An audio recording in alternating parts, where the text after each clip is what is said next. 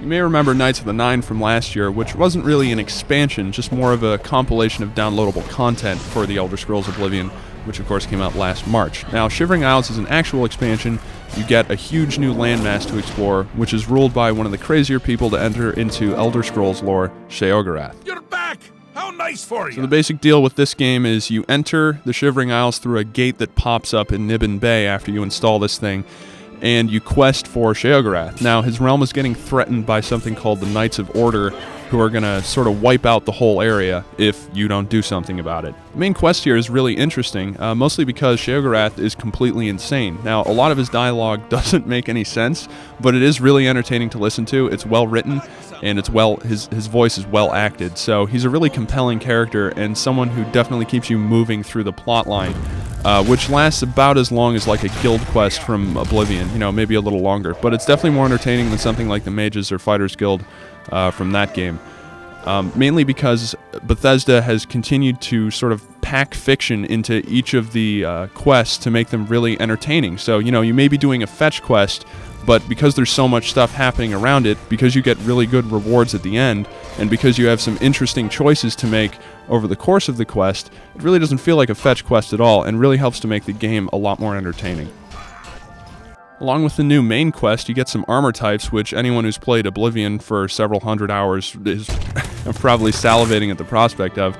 But you pick up Amber and Madness ore from a few of the new enemy types and just the surrounding areas in this game, and you can take them to New Sheoth, which is the game's main city, to some blacksmiths there, and they'll fashion it into light armor, which is Amber, and heavy armor, which is Madness, and weapons for both.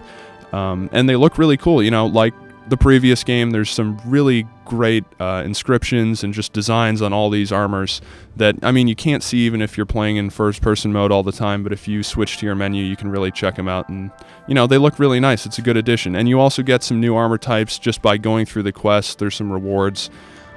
There's new alchemical components, and there's various side quests you can get from residents of New Sheoth and some of the surrounding small towns. One of the most distinct things about Shivering Isles, aside from Sheogorath, is just the style of the Shivering Isles itself.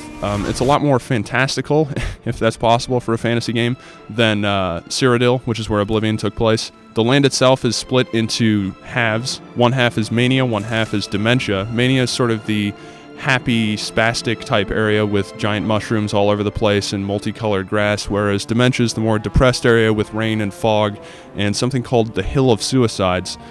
So there's a different mood in those two halves, and the citizens who live there reflect that. So it's interesting to walk around and talk to these people and just check out what these zones look like. This game just reaffirms that when we're really looking for a good gaming experience, we want choice. We want the decisions we make in a game to actually affect the game world in significant ways. And in that way, Shivering Isles delivers.